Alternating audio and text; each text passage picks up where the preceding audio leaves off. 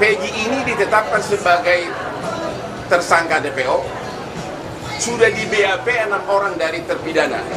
5 menyatakan tidak. 5 menyatakan bukan Peggy. Hanya 1 yang menyatakan Peggy. Hakim mengatakan ada 3 DPO. Putusan itu sudah inkrah, sudah final, sudah binding. Artinya apa? Ada 6 versi yang semuanya tiba-tiba kemudian oleh penyidik dikatakan itu semua tidak benar. Yang benar adalah fiktif. Jadi yang mana yang berlaku? Apakah putusan pengadilan yang sudah berkekuatan hukum tetap atau hanya penyidikan dalam kurang lebih 2 minggu oleh penyidik? Ini semua putusannya, ini putusannya ini semua di bagian akhir dari putusan itu jelas-jelas disebutkan ada 3 DPO. Di dalam pertimbangan hukum juga ada 3 DPO. Di dalam surat tuntutan ada 3 DPO. Di dalam surat dakwaan ada 3 DPO. Di dalam BAP ada 3 DPO. Keterangan dari 8 terdakwa pun mengatakan ada 3 DPO. Sekarang hanya dalam waktu 2 minggu dirubah dengan mengatakan itu fiktif. Jadi prinsipnya keluarga korban maupun kuasa hukum menolak pernyataan dari penyidik Polda Jabar yang menyatakan bahwa 2 DPO tersebut adalah fiktif. Terlalu cepat untuk mengatakan itu. Kalau dikatakan belum tertangkap, kita masih bisa maklumi. Tapi kalau disebutkan fiktif itu terlalu cepat. Terus apa artinya putusan pengadilan yang judulnya demi keadilan berdasarkan ketuhanan yang Maha Esa? Sedangkan mengenai Peggy, tadi keluarga mengatakan periksa dulu. Karena apa? Peggy ini ditetapkan sebagai tersangka DPO, sudah di BAP 6 orang dari terpidana. 5 menyatakan tidak. 5 menyatakan bukan Peggy. Hanya 1 yang menyatakan Peggy. Artinya 5 lawan 1. Jadi mana yang benar? Itulah inti dari konferensi pers hari ini untuk menentukan sikap dari keluarga dan kuasa hukum atas perkembangan kasus Villa Cirebon. Ada yang ditambahkan?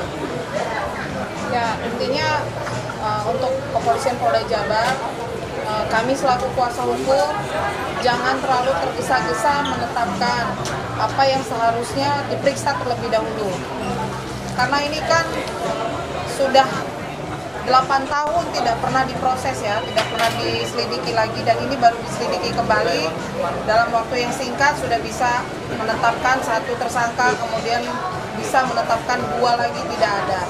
Kami sangat berharap sekali untuk benar-benar diselidiki lagi apakah benar atau tidak pelakunya, ataukah memang ada atau tidak gitu. Jadi kita juga tidak bertanya-tanya gitu sebabnya, alasannya apa. Oke. Itu inti pokoknya. Singkat, kalau ada pertanyaan silakan. Ya. Jadi kalau merespon dari pernyataan keluarga dan teman-teman kuasa hukum, apakah bisa dikatakan sama seperti banyak orang yang juga menilai penangkapan Peggy ini salah tangkap? Apakah itu bisa dikatakan begitu? Atau ada hukum acara pidana yang tampaknya tidak dijalankan oleh kepolisian soal penetapan Peggy sebagai tersangka dan menghilangkan 2 DPO lainnya oleh Polda Jawa Barat? Oke. Kalau kami mengatakan bukti hukumnya belum begitu kuat untuk menyatakan Peggy ini sebagai tersangka DPO. Kenapa? Karena 5 dari terpidana yang sama-sama mengaku melakukan tidak membantah Peggy terlibat. Jadi 6 orang terpidana itu sudah di BAP dalam minggu-minggu ini. BAP baru ya. 5 mengatakan Peggy tidak terlibat, hanya 1 yang mengatakan terlibat. Ya, itu dia. Terhadap Peggy belum ada jawaban yang pasti. Itu jawaban kami. Masih perlu diselidiki lebih lanjut. Ya, belum bisa disebutkan total salah tangkap atau memang itu orangnya. Tapi dari segi hukum pembuktiannya masih sangat lemah. Apalagi 5 terpidana mengatakan Peggy ini tidak terlibat. Itu jawabannya. Bakal ada koordinasi lebih lanjut dengan Polda Jawa Barat dan tim keluarga ini? Ya, kita selalu ini loh. Kita itu kan menghimbau agar jangan tergesa-gesa. Ini mulai viral kan sesudah kasus ini diviralkan oleh Hotman 911. Barulah mulai itu sekitar tanggal 20-an, barulah mulai Polda Jabar bergerak.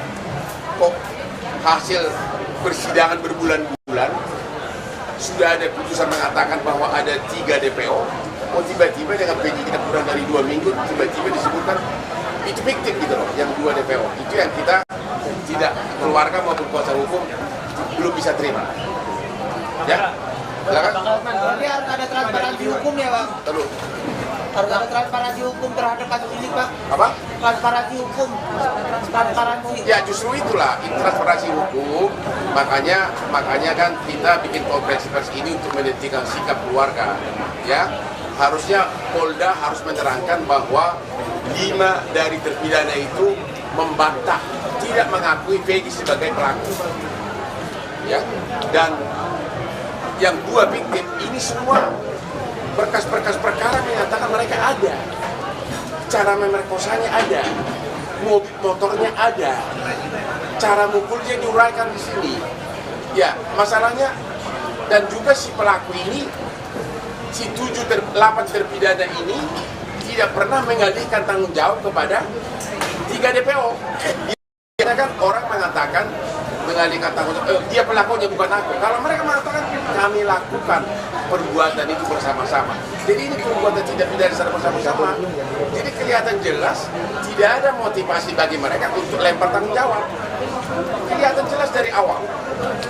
Sehingga kalaupun misalnya Polda Jabar belum berhasil menemukan 2 pelaku DPO ini, ya jangan dibilang tergesa-gesa fiktif dong. Ya, itu sama saja mau cepat-cepat menutup perkara ini gitu loh. Ya. Download Tribun X sekarang. Menghadirkan lokal menjadi Indonesia.